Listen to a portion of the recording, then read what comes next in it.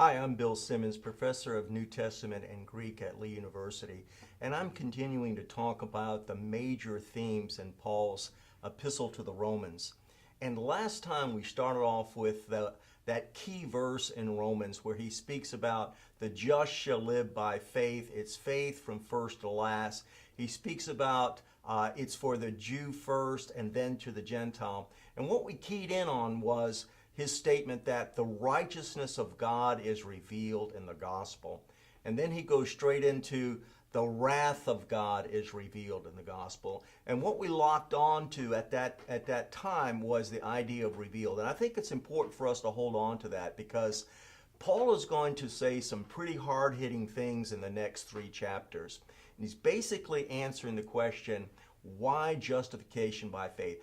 Why do we need to be justified by faith alone? Why do we need to be saved by the pure grace of God? Aren't there other avenues? Aren't there other options that we can approach God? Can't we approach God on the basis of our own good works? Can't we approach God by keeping His law as revealed in the Bible? Why does it have to be by faith alone? And Paul answers that question by presenting a very strong indictment of the Gentile world and its lack of morality, and that there's not a chance that persons who don't have the righteousness of God by faith can approach God. And once he does that, he shifts to his sights to the Jews who have the special revelation of God in the Bible, and he begins to show how the law of Moses didn't serve as a help for them to commune with God, but actually the law of Moses served as a hindrance for their relationship with God. And so I think it's important for us to hold on to that idea of revelation, because as we go through these next couple of chapters, the question always arises, what about the persons who haven't heard the gospel? What about the persons who don't know what God is saying in Christ? And they don't understand the basis of approaching God. They're doing the, quote, the best they can. And how can God hold them accountable for a gospel that they've never heard? And that's why we need to hold on to the idea of revealed, because Paul's position is that they have heard and that there is a revelation. And he's going to speak of God's revelation in nature to the Gentiles. He'll speak about the invisible things of God.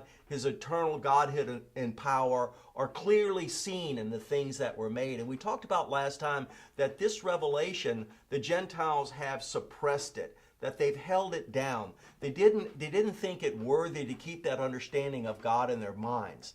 And we're going to see that suppression of God's revelation in nature had devastating consequences. And as we go through this indictment of the Gentile world, we're going to see the idea of revealed and God make known and God speaks to. We're going to see that over and over.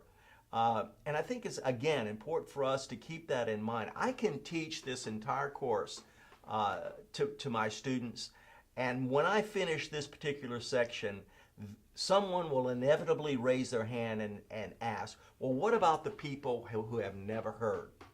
What about the people who don't know? And Paul is addressing that very thing by speaking about the revelation of God in nature and the revelation of God in the law. Now, before we go on, some may say, but yes, they've never heard about Jesus, explicitly heard about Jesus. Now, this is Paul's point. Let's say the revelation of Jesus is Z in the alphabet, right?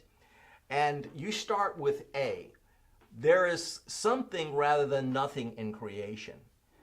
And you have that understanding that there's something rather than nothing. And that brings up the thought, something doesn't come from nothing. There must be something behind creation. There must be a creator behind creation. There must be a God that's not equal and same as the creation. And you reject that. You would rather create, quote, a God with a small g in the form of birds and beasts and creeping things as we go on a little bit more. And then you go on with the nature of humanity. You know, out of all the creatures, there's only one creature that seems to understand what's right and wrong and has a conscience and can reason and can actually love and wants to form relationships. You know what? There's something special about humanity, and it's not inherent to humanity. It must be coming from somewhere else. We must be like God. And you reject Revelation B. You've rejected Revelation A. You've rejected Revelation B, and you say, no, we're special.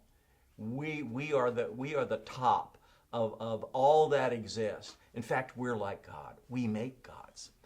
And so the point is, you reject Revelation A and you reject Revelation B. There's no need to go to Z, because the problem is not in the communication. The problem is not in the revelation of God. The problem is in the reception. There's something inherently wrong with the receivers, that is humanity.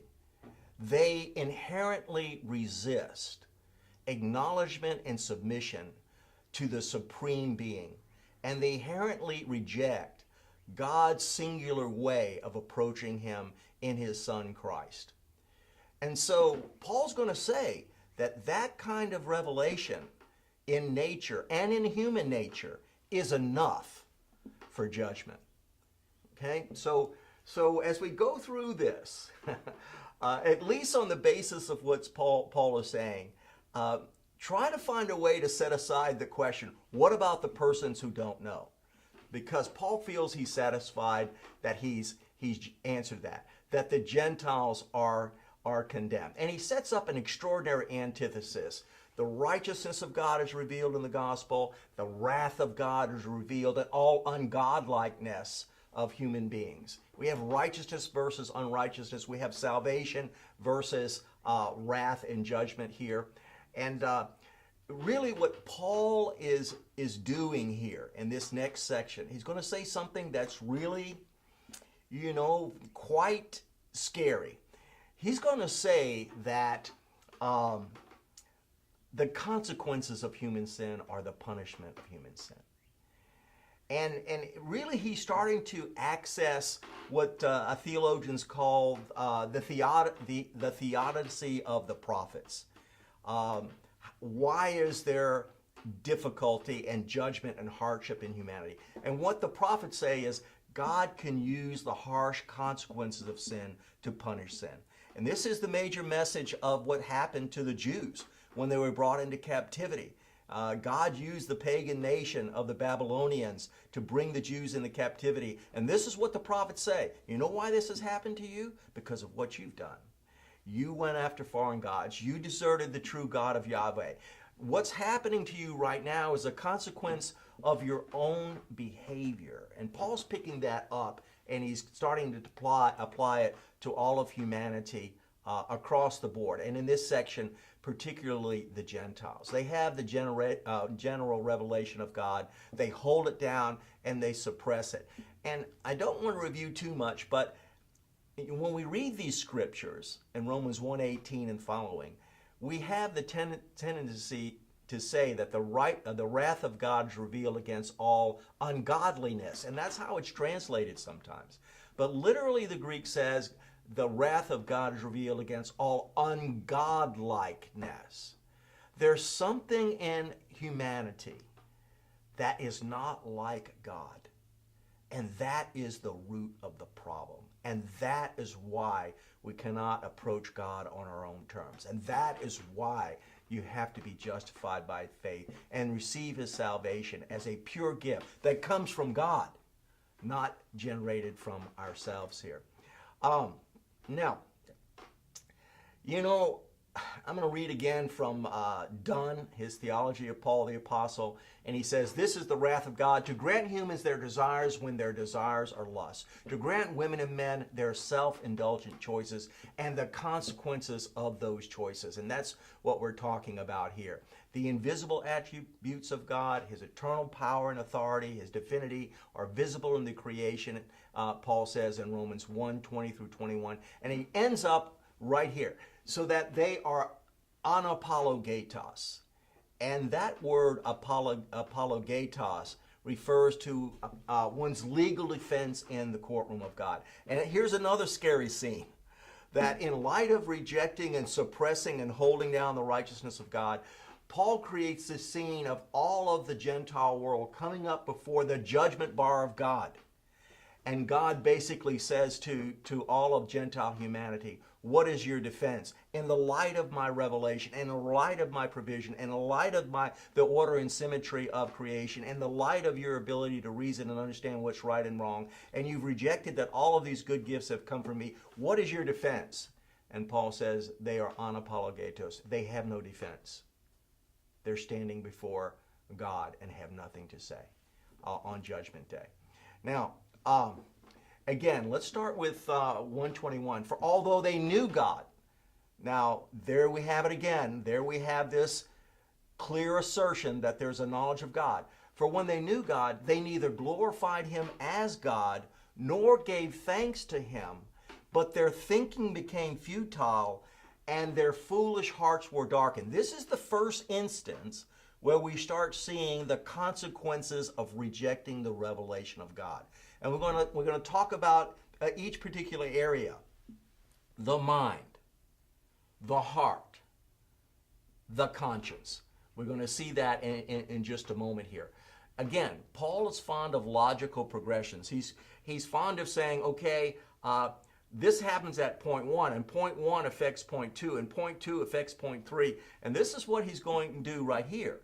That the decision to reject and suppress the revelation of God has sequential consequences for the entire human makeup. And here he says, with regard to the logical progression, the rejection of revelation, number 1, affects the spirit first. It affects the human spirit first. He says they didn't glorify God, neither were they thankful. That's the area of worship. Suppression and rejection of the revelation of God distorts worship.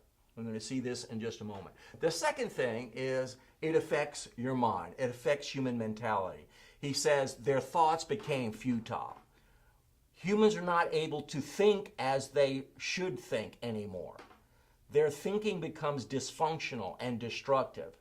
And if we see anything in our present culture is that our ability to reason, our ability to have what some say common sense, it's becoming eroded by the day to where almost the common perception is chaos in our culture right now. So it disrupts worship. They didn't give thanks, nor were they didn't glorify God, nor were they thankful. Affects the mental processes. The thoughts became futile. And finally, it affects the heart and emotions. Paul says, and their foolish hearts were darkened.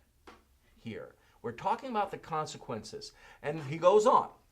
Okay, so that's consequence 1. The 3 major loci of the human identity are affected. The spirit, the mind, the heart. Now, what happens next? What's consequence number 2? And they claimed to be wise, they became fools. And they exchanged the glory of the immortal God. Now, here's another knowledge. We'll talk about this in a moment. When they knew God, now he says they exchange the glory of the immortal God for images made to look like mortal human beings and birds and animals and reptiles. Therefore, God gave them over. We're going to get to kind of our formal presentation in a moment, but I want to say right here in 24, verse 24, this is the first response of God to all of the suppression and distortion on the human side of the fence. This is the first response of God. And what is the response of God? To open up the earth and swallow people, to send plagues, to send down lightning bolts? No. The first response of God is to hand them over to themselves. This is the worst judgment of the Lord in this life. The worst judgment of God is to allow you to have your own way. And that if you have a conscience and a heart, that should make your hair stand up on the back of your head. Therefore, God gave them over. Gave them over to what? The sinful desires of their heart. Remember, he said, their foolish hearts were darkened. If you want to go that way, go. God gave them over to the sinful desires of their hearts. And how is that manifested? To sexual impurity for the degrading of their bodies with one another. And that's starting to hit really close to home in our particular culture right now. And we'll look at this all in particular here. They profess themselves to be wise. And basically, Paul is saying that worldly wisdom, as crafted within the parameters of the human experience, with regard to God's wisdom, is foolishness. They profess themselves to be wise. They became foolish. And in the Greek text here, they became foolish. That's in the present tense, linear and continuous. They became foolish, and they kept being foolish, and more foolish, and more foolish every single day. And the translation I chose, I think, made a good translation at this point. At times, I'm not too crazy about it, but at this point, they made a good translation. Because many translations said they changed. They changed the glory of God into the image of human beings and birds and beasts and creeping things. They changed it. But the Greek text actually has alasso. And that word means to exchange one thing for something else. And that's very important in what Paul is trying to say, because it relates to his point of they knew. It relates to the point of revelation. That is, they had a true understanding of the invisible God. They had it because it says the invisible qualities of God are clearly seen, the things are made. They had it, they didn't want it. They exchanged it for something else. They gave it away. They didn't desire it. They didn't think it was valuable. They gave it away for something else. And what did they give it away for? The creation of their own hands. Look, we would rather have this God thing in our own control. We'd rather have this worship thing under our own agenda here. And so what happens? They start to create gods, and they start to create worship contexts and cults and sacrifices. All right. And what did God do? He handed them over. The Greek text says paradidomi. This is a word to hand a person over into prison. This is a word that is used to describe when Jesus was handed over to his enemies and committed to the suffering of the cross. So God handed them over. It's a context of bondage. It's a context of degradation. And where does this come from? It comes from themselves. They created this prison house here. He handed them over to their own destructive will. And again, we have an extraordinary antithesis. They changed the truth of God, which they had. They didn't want it. They gave it away. They exchanged the truth of God for a lie. They wanted that. They exchanged the Creator that they had a real and authentic understanding of. They exchanged that for the creature. And let me just share with you here. We're talking about sin. We're talking about ungodlikeness. And that's why you have to be justified by faith alone. It has to be a free gift of God. We're talking about sin. We're talking about ungodlikeness. And I think Paul is starting to address the irreducible core of sin. And what is that irreducible element? If you put sin in a test tube and you rendered out all the extraneous elements here, and there's one thing left, and it's pure sin, what would it be? And I think Paul is saying here, you know what it would be? It would be distorted and violated personal relationships. That's why God's so angry at sin. Because it breaks relationship to Him. It breaks relationship with neighbor. And it breaks relationship with yourself. And so, you know, this is what I call kind of the triangle of distorted relationships affected by sin. What happened? They didn't glorify God, neither were they thankful. Distorts our understanding of God. Destroys communion and relationship with God. The second thing, what was the next thing that happened? Their thinking became futile. Their hearts were darkened here. And their behavior was distorted. All right. That's the relationship to the self. Right? Then it ruins relationship to others. And I think probably the preeminent expression of distorted relationships is homosexual behavior. And that's what he goes into right after this. And so he represents these ruined relationships because of sin as the preeminent manifestation of these: idolatry, they worship the creature more than the creator, and homosexuality. They began conducting themselves in a way that is so counterproductive and against God's plan for us. Okay? All right, that's the punishment, right? Two primary manifestations: idolatry and homosexuality. You know what's kind of interesting about this as you go into what Paul says? He speaks about men working with men, things that are not, what we can say, helpful and healthful.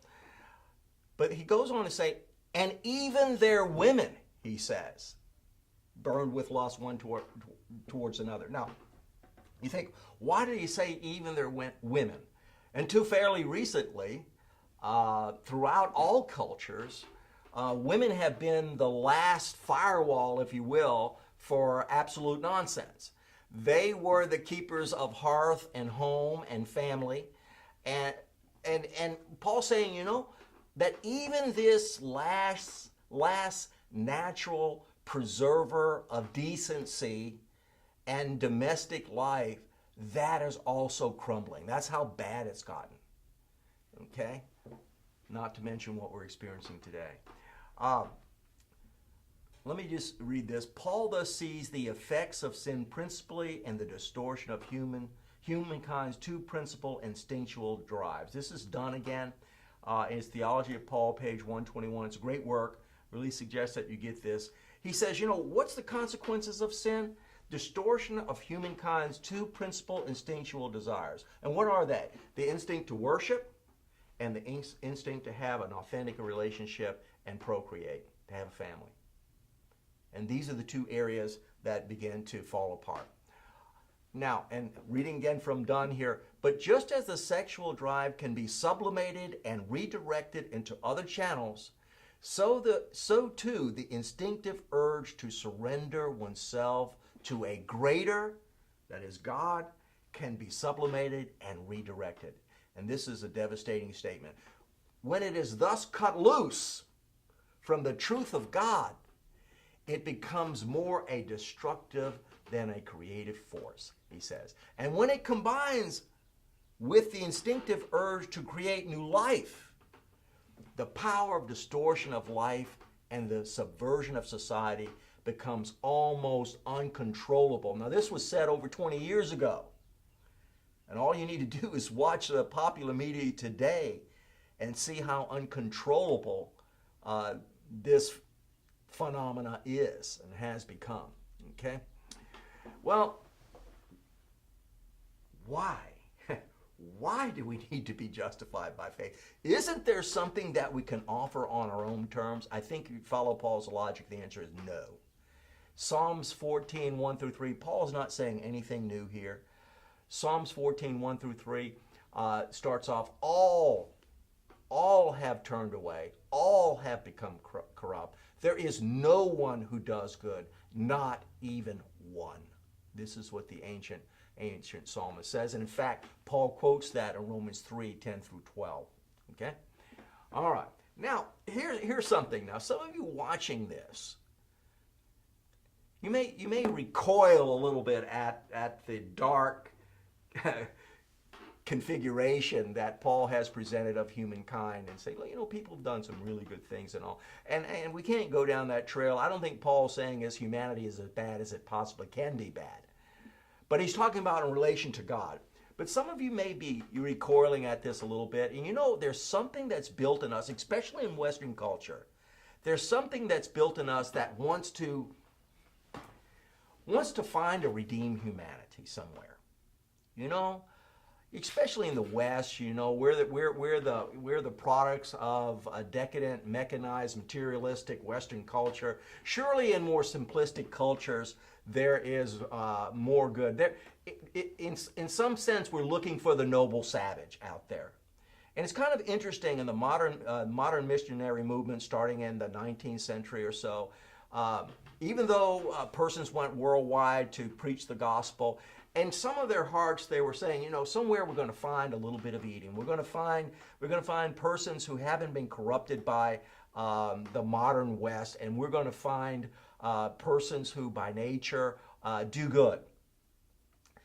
And sure enough, they went out to all corners of the world in the deepest, darkest parts of whatever continent you want to imagine. You know what they found in all parts of the world? They found murder. They found adultery. They found theft. They found lying. They found drug addiction. There was no noble savage, regardless of how far and how distant it was to modernity. Now, I'll give you one example, and it's an extraordinary example of a National Geographic article here. And I think it was in the late 70s or so, and it was on a tribe in Borneo. It was called the Tassadai tribe. And this person went there, this anthropologist went there, so-called discovered this hidden tribe, and he says, what did he find? He found perfect harmony. He didn't find jealousy. He found people equally sharing. He found no selfishness, blah, blah, blah. He went on. And it got printed up in National Geographic because there's just kind of this instinctual urge. Oh, we knew we were good. We knew we were good at heart. And this proves it. Well, that magazine goes out to some pretty sharp people, and some people were looking at that cover, and botanists and ethnographers were looking at that cover, and they say, I think I recognize this plant, this plant life here, and this plant life, yes, it indeed is in Borneo, and it's only in a particular part of Borneo. It's pretty interesting. The cover of that magazine was a boy of about 10 years old, kind of in a three-point stance in a freshwater creek, and he had a freshwater crab in his mouth. And what does this, what does this communicate? Primordial humanity is good. And there were some people looking at it, and they say, I think I know where this is. And they researched it further, and they said, you know where this is? It's right here. And you know where this tribe really lives? Right over the hill here is where they really live. And some reporters and botanists and ethnographers went out there. They're walking around with transistor radios. They're walking around with designer T-shirts on and cut-off jeans. The whole thing was a hoax. And it was a big embarrassment to National Geographic. They had to print a big retraction and everything. But why were they so eager to do this? Why were they so eager to give it the front page coverage? Because they wanted to get that myth out that we inherently, if we're left on our own devices, we're good. Paul says, no, we're not. The Bible says, no, we're not. Okay? That's why you have to be justified by faith. Here's another thing. I have to go on, but here's another thing. The history of religion school, which still is being followed by many scholars today, but the Germans call it the Religionsgeschichtliche Schule. There, the history of religion school. It says this. This is one of their major themes, that humanity started off as polytheistic. And as they became more and more sophisticated, the great monotheistic religions of the world, Christianity, Judaism, and Islam, finally emerged. And so they've arrived at, a more pristine and clear understanding of religion and monotheism. Paul says it's just the opposite. Just the opposite. He says humanity started off with the true revelation of the one and singular God, and rejected that, and that began to degenerate and proliferate into polytheism. Just the opposite story of the modernist byline here. Okay, so there we go. The Gentile world is decadent and sin-diseased, and if there's any hope of salvation, it has to come from God. Okay? All right. Well, you can sit back and say, well, thank goodness there's one people in this world that doesn't have to depend on the general revelation of God and nature for the understanding of the Almighty. They have the special revelation of God. They have got the Bible. They have got the Scriptures. They know explicitly what God wants in that special revelation of the Word of God. It's the Jews. Okay. After Paul finishes with the Gentile world, he turns his sight upon the people of God, the Hebrews, the Jews here. And what he's going to argue is that the Jews also fall short of the glory of God, even though they have the special revelation of God. And his point here, as he goes through this chapter, his point here is that there is a universal solidarity of sin. Regardless of whether you have the special revelation of God and you're a Hebrew, or whether you are a Gentile who has no access to the scriptures, there is a solidarity of sin that affects all of humanity here. Now, there are some who say that Paul is still addressing the Gentiles in chapter 2, righteous Gentiles. But Paul has already argued very, very clearly that the Gentiles are corrupt. And he's going to argue that the Jews are corrupt as well. And in fact, he's going to quote the Ten Commandments in this section. And there's no such, the Ten Commandments are not among the Gentiles. And in Romans chapter 2, verse 17, he's going to speak about the Jews. You call yourself a Jew and you take pride in the law. So he's very clearly addressing the Jews. And so we're going to make a transition here to Paul's indictment of the Jews in this next session.